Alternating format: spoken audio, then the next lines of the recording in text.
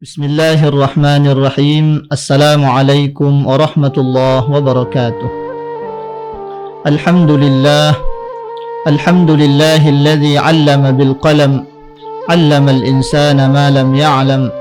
Assalatu wassalamu ala asyrafil anbiya'i wal mursalin, sayyidina Muhammadin wa ala alihi wa sahbihi ajma'in. Rabbi shrah li sadri wa yassir li amri wahlul 'uqdatam min lisani yafqahu qawli. Subhanaka la ilma lana illa ma 'allamtana innaka antal alimul hakim. Para pemirsa Santrilogi yang sama-sama berbahagia, kembali lagi dalam satu kegiatan Serambi Aswaja. Mudah-mudahan di media yang sederhana ini bisa menjadi salah satu wadah bagi kita untuk sama-sama belajar, sama-sama berbagi terkait agama kita dan terkait ajaran yang santun sebagaimana diajarkan oleh para ulama-ulama kita di Indonesia. Para pemirsa yang sama-sama berbahagia, pada kesempatan ini insyaallah kita akan memanfaatkan momen semangat pelaksanaan seleksi tilawatil Quran tingkat nasional yang dilaksanakan di Maluku Utara. Maka melalui kesempatan ini kami akan mengangkat sedikit tentang bagaimana motivasi kita untuk menjadi ahli Al-Quran. Secara sederhana, para ulama kita sejak dahulu kala sampai saat ini tidak pernah berhenti untuk mengajak umat seluruhnya untuk mencintai Al-Quran. Cinta Al-Quran tentunya dapat dilihat dari seberapa banyak interaksi kita terhadap Al-Quran. Interaksi kita terhadap Al-Quran tentulah beragam. Ada orang yang berinteraksi dengan Al-Quran sebatas kemampuannya memegang mushaf Al-Quran. Ada di antara kita yang berinteraksi dengan Al-Quran tidak sekedar memegangnya, tidak sekedar melihatnya dengan mata kepala, tapi kemudian mencoba membaca huruf per huruf yang tertulis di dalam mushaf Al-Quran, yang kemudian kita kenal dengan tilawah, membaca Al-Quran. Potret yang lain, interaksi terhadap Al-Quran, kemudian ada yang lebih dari sekedar tilawah, yang kemudian mampu menyelami makna-makna dari kata per kata, dari tiap kata-kata Al-Quran, yang kemudian dikenal dengan istilah terjemah. Maka kemudian dihasilkanlah sebuah karya oleh para ulama kita di Indonesia yang dikenal dengan terjemah Al-Quran. Apakah sampai di situ? Ternyata tidak.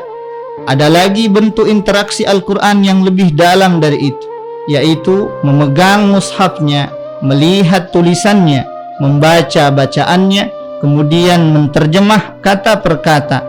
Lebih dari itu, memaknai apa maksud dari balik ayat-ayat tersebut. Maka kemudian dikenallah istilah tafsir, dikenallah istilah syarah dan seterusnya.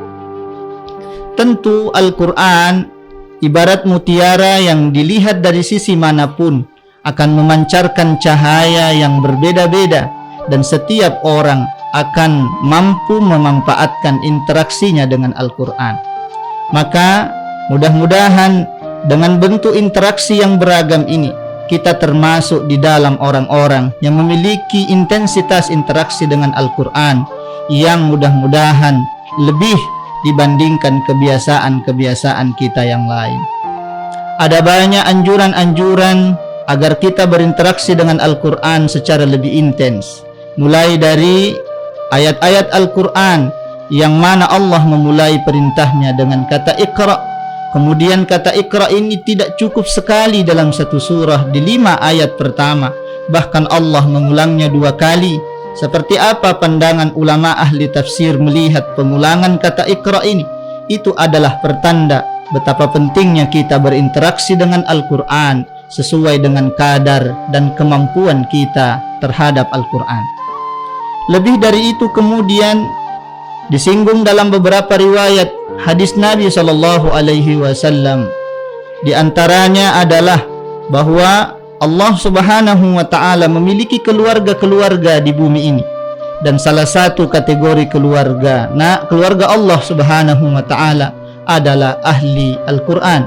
Dan mudah-mudahan sesederhana apapun kemampuan kita, ketika itu dilandasi rasa keikhlasan hati, rasa ketulusan hati, mudah-mudahan kita termasuk ahli Al-Quran. Selain kemudian semangat kita menjadi ahli Al-Quran, maka kemudian ada keutamaan-keutamaan bagi orang yang memiliki intensitas berlebih terkait dengan Al-Quran. Misalnya orang-orang yang punya waktu untuk banyak membaca, orang yang punya waktu untuk menghafal Al-Quran. Maka kemudian ada riwayat-riwayat di mana diinformasikan bahwa orang-orang yang hafiz Al-Quran maka akan diberikan mahkota kelak di hari akhir, dan itu tentu adalah fasilitas yang luar biasa. Seiring dengan keindahan-keindahan itu semua, ternyata memang kalau diperhatikan di dalam ayat-ayat Al-Quran, ada satu ayat di mana Rasulullah Shallallahu Alaihi Wasallam akan mengadu kepada Allah Subhanahu Wa Taala. Apa pengaduan itu? Pengaduannya direkam dalam salah satu ayat Allah dalam Al-Quran. Qala ya Rabbi, Rasulullah SAW akan mengadu kelak di hari akhir, wahai Tuhanku, inna qawmi ittakhadhu hadzal Qur'ana mahjura, bahwa kaumku telah menjadikan Al-Quran ini mahjura, dilalaikan, dihindari, dan diabaikan seperti itu saja. Ternyata sebanyak-banyaknya anjuran ulama, sebanyak-banyaknya riwayat, sebanyak-banyaknya ayat yang menganjurkan kita berinteraksi dengan Al-Quran, tetap suatu saat nanti akan ada saja orang-orang yang masuk dalam kategori yang diadukan oleh Nabi tersebut, yaitu orang-orang yang melalaikan Al-Quran, orang yang tidak memperhatikan Al-Quran, dan semoga saja kita terhindar dari hal-hal yang seperti ini. Kemudian yang terakhir, kalau memang Nabi sudah merasakan ancaman itu, bagaimana dengan kehidupan kita hari ini? Ternyata ancaman itu sudah menjadi semakin nyata. Kenapa? Karena dulu hampir di setiap seluk-beluk perkampungan-perkampungan kita, di sore hari kita mendengarkan orang yang membaca Al-Quran. Namun ternyata sedikit demi sedikit kebiasaan-kebiasaan baik itu menghilang. Sekarang anak-anak kita semakin susah diarahkan untuk membaca Al-Quran. Kebiasaan-kebiasaan mereka kemudian digantikan dengan gadget, digantikan dengan permainan-permainan yang kemudian sifatnya menjauhkan mereka dari Al-Quran. Maka kemudian menjadi tanggung jawab kita bersama untuk kembali memperhatikan hal-hal seperti ini. Agar apa? Agar apa yang dijanjikan oleh Allah Subhanahu wa Ta'ala kepada para pecinta Al-Quran itu bisa kita dapatkan, dan agar kita beserta generasi kita terhindar dari orang-orang yang disinggung oleh Nabi dalam Al-Quran, mahjura, menjadikan Al-Quran dilalaikan.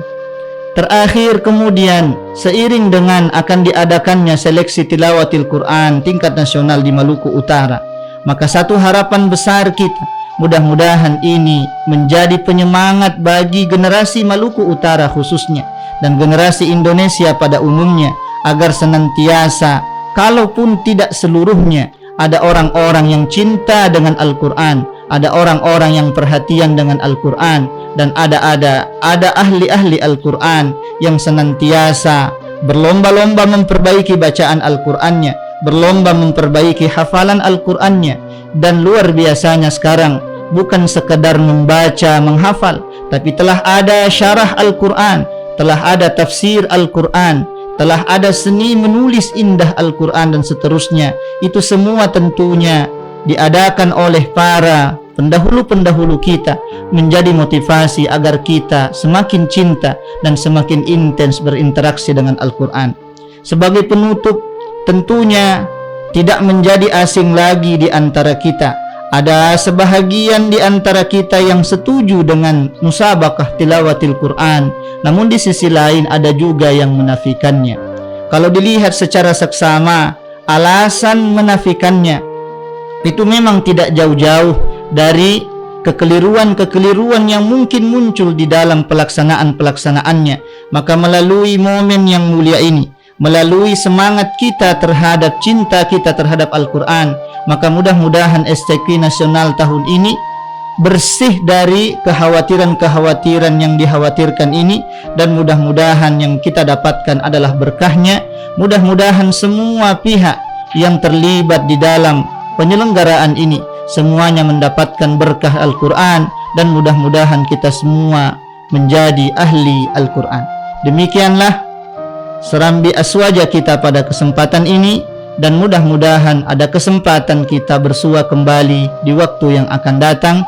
Akhirul kalam, wallahul musta'an wa ilaihi tiklan. Assalamu alaikum warahmatullahi wabarakatuh.